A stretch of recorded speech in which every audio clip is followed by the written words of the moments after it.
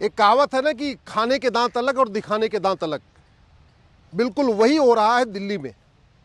एक संगठन जो भारत में गजवा हिंद करना चाहता है, जो भारत में शरीयत लागू करना चाहता है, वो संविधान बचाओ रैली कर रहा है। वो कह रहा है हमें संविधान बचाना है, जबकि उस संगठन की पूरी जो उसका जो नेटवर्किंग है वो संविधान की आड़ में संविधान को खत्म करना चाहता है। जो संगठन लोकतंत्र में विश्वास नहीं करता और खलीफा सिस्टम को इंडोर्स करता है, जो सिस्टम संविधान को नहीं मानता, सबके लिए एक समान विधान नहीं मानता, शरीयत को प्रायोरिटी देता है, वो कह रहा है हमें संविधान बचाना है। अरे संविधान का तो मतलब ही होता है संविधान, सम्यक विधान, समान विधान, यानी एक देश एक विधान। और वो संगठन कह रहा है कि अगर वक्फ बोर्ड में, वक्फ कानून में छेड़छाड़ हुई तो देश में अराजकता आएगी, धमकी भी दे रहा है। एक तरफ कह रहा है संविधान बचाना है, दूसरी तरफ कह रहा है वक्फ कानून चलना चाहिए, वक्फ बोर्ड चलना चाहिए, वक्फ ट्रिब्यूनल चलना चाहिए, जो पूरी तरीके से संविधान विरोधी है। भारत के संविधान में कहीं WAQF वक्फ लिखा ही नहीं है। भारत का संविधान मजहब के आधार पर कोई भी नियम कानून बनाने का विरोध करता है। भारत का संविधान कहता है न मजहब के आधार पर कोई नियम होना चाहिए, न मजहब के आधार पर कोई कानून होना चाहिए, न मजहब के आधार पर कोई बोर्ड होना चाहिए, न मजहब के आधार पर कोई ट्रिब्यूनल होना चाहिए, न मजहब के आधार पर कोई मंत्रालय होना चाहिए, न मजहब के आधार पर कोई स्कीम होना चाहिए। और वो संगठन जो एक तरफ कह रहा है संविधान बचाना है और दूसरी कहता है नहीं मजहब के आधार पर हमें मंत्रालय चाहिए, अल्पसंख्यक कल्याण मंत्रालय चाहिए, मजहब के आधार पर हमें बोर्ड चाहिए, वक्फ बोर्ड, मजहब के आधार पर हमें ट्रिब्यूनल भी चाहिए, वक्फ ट्रिब्यूनल, मजहब के आधार पर हमें योजना भी चाहिए, मजहब के आधार पर हमें लोन भी चाहिए, मजहब के आधार पर हमें वजीफा भी चाहिए, मजहब के आधार पर हमें किसान सरकार की सभी योजनाओं का लाभ भी चाहिए। ये बहुत बड़ी साजिश है, इसको आपको समझना पड़ेगा। आपको इस बात को समझना पड़ेगा कि संविधान की आड़ में संविधान को खत्म करने की बहुत बड़ी साजिश चल रही है। लोकतंत्र का उपयोग करके लोकतंत्र को खत्म करने की साजिश चल रही है। भारत में माइनॉरिटी मेजॉरिटी का जो स्कीम है, उस माइनॉरिटी के नाम पे मेजॉरिटी को खत्म करने की साजिश चल रही है। भारत में केवल और केवल अपने माइनॉरिटी स्कूल के नाम पे मेजॉरिटी के खिलाफ नफरत सिखाया जा रहा है। जो स्कूल चल रहे हैं उनमें नफरती स्कूलों में क्या सिखाया जाता है आपको पता है ना? वंदे मातरम बोलना हराम, भारत माता की जय बोलना हराम, माता पिता का पैर छूना हराम, भारत की संस्कृति को मानना हराम, भारत के त्योहारों को मानना हराम, भारत की तरीके से वस्त्र पहनना हराम, भारत की वेशभूषा हराम, सब कुछ हराम, मंदिर जाना हराम, पूजा करना हराम, होली दिवाली मनाना हराम, सब कुछ हराम। और फिर कह रहे कि नहीं हमारा भी खून यहाँ की मिट्टी में शामिल है। ये भी कह रहे कि नहीं हमें संविधान भी बचाना है। इस पाखंड को आप समझिए। मैं बार बार कह रहा हूँ, इससे निपटने का एक ही तरीका है, अपने नाम के 5000 लोगों को जोड़िए। यदि आपका नाम राम है तो भारत के 5000 राम को जोड़ लीजिए। आपका नाम आकाश है तो भारत के 5000 आकाश को अपना फ्रेंड बनाइए। आपका नाम वीरेंद्र है तो भारत के 5000 वीरेंद्र को अपना फ्रेंड बनाइए। आपका नाम शैलेंद्र है तो भारत के 5000 शैलेंद्र को अपना फ्रेंड बनाइए। इसका फ़ायदा क्या होगा इसका समझिए। क्योंकि जो नाम हिंदू का होता है वही जैन का होता है, वही बौद्ध का होता है, वही सिख का होता है। तो जब आप अपने नाम के आधार पर लोगों को फ्रेंड बनाएंगे तो हिंदू जैन बौद्ध सिख आपके फ्रेंड बन जाएंगे। जो नाम ब्राह्मण का वही क्षत्रिय का, वही वैश्य का, वही दलित का है। तो नाम के आधार पर फेसबुक फ्रेंड बनाएंगे तो आप ब्राह्मण क्षत्रिय वैश्य दलित को अपना फ्रेंड, आपके फ्रेंड बन जाएंगे। जो नाम कश्मीर में है वही केरल में है, वही बंगाल में है, वही गुजरात में है। तो यानी सभी क्षेत्र के लोग आपके मित्र बन जाएंगे।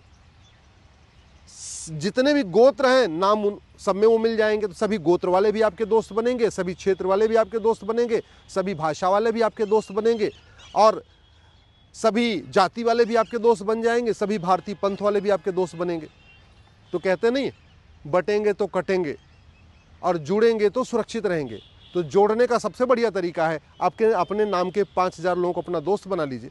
और जितने ये पाखंड चलते हैं, चाहे वो संविधान की आड़ में पाखंड चले, समाजवाद के नाम पे जो पाखंड चलता है, अम्बेडकरवाद के नाम, इन पाखंडियों को एक्सपोज करिए।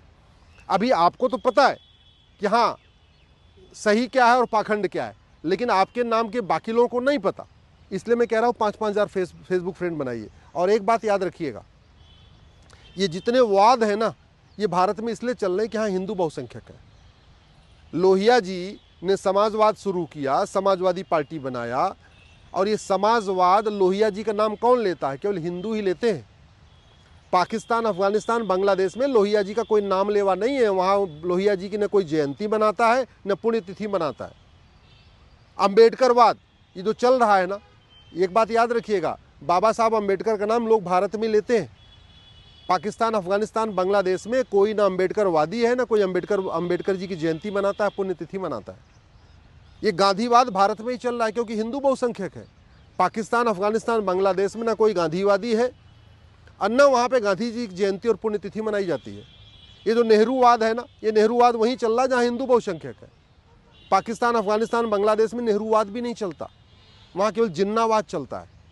तो अगर आप इस बात में सोच रहे हैं कि आप समाजवादी बन के बड़े खुश हैं, लोहियावादी बन के बड़े खुश हैं, अम्बेडकरवादी बन के खुश हैं, गांधीवादी बन के बड़े खुश हैं, नेहरूवादी बन के बड़े खुश हैं, तो एक बात याद रखिएगा, नेहरू जी की जयंती और पुण्यतिथि केवल हिंदू ही मनाते हैं।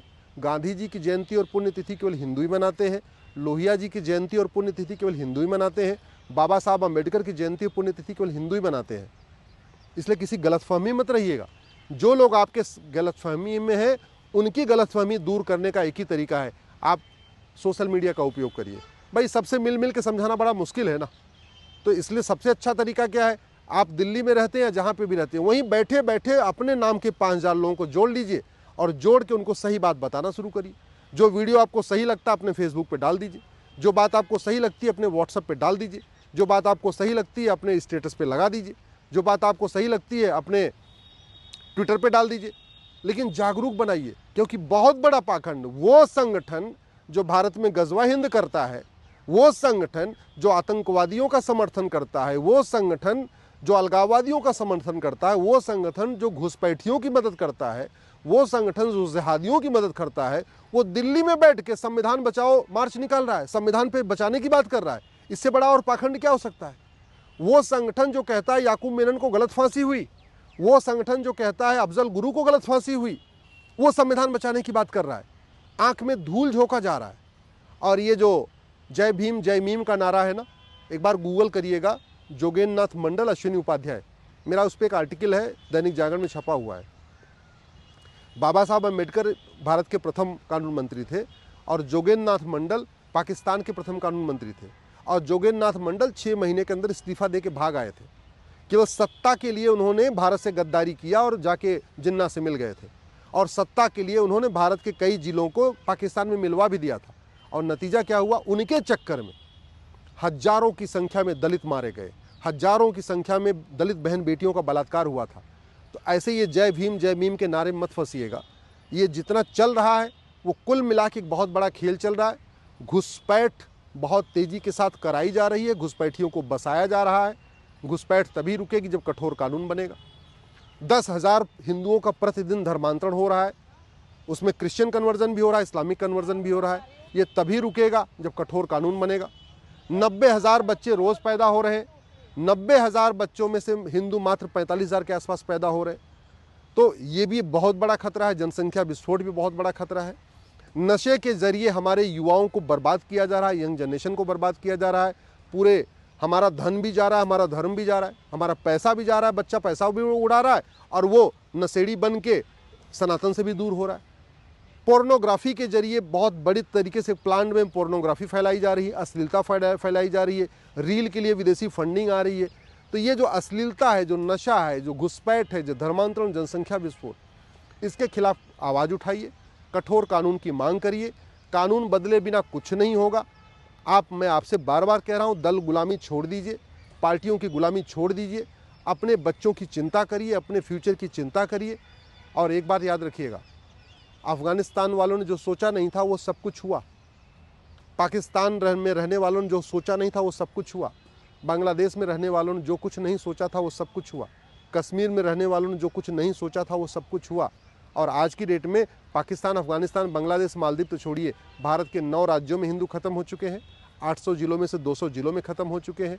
6000 तहसीलों में से 1500 तहसीलों में ख़त्म हो चुके हैं। बॉर्डर पे 300 तहसीलें हैं, 300 की 300 तहसीलों की डेमोग्राफी बदल चुकी है। अगर आप नहीं जागेंगे, दल गुलामी करते रहेंगे, पार्टियों की नेताओं की भाषणबाजी पे ताली बजाते रहेंगे, केवल बतौलेबाजी सुन के आप मज़े लेते रहेंगे, केवल टीवी डिबेट में मस्ती करते रहें, कोई फ़र्क नहीं पड़ेगा। घुसपैठ, धर्मांतरण, जनसंख्या विस्फोट तभी रुकेगा जब कठोर कानून बनेगा। अश्लीलता तभी रुकेगी जब कठोर कानून बनेगा। ड्रग स्मगलिंग तभी रुकेगी जब कठोर कानून बनेगा।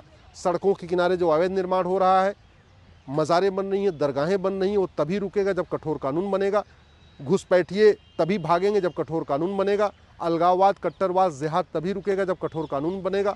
मजहबी उन्माद, पत्थरबाजी तभी रुकेगी जब कठोर कानून बनेगा। शिक्षा में संस्कार होगा, कठोर कानून होगा, तभी व्यवस्था बदलेगी। इसलिए मैं आपसे निवेदन कर रहा हूँ, दल गुलामी छोड़िए और कठोर कानून की मांग करिए।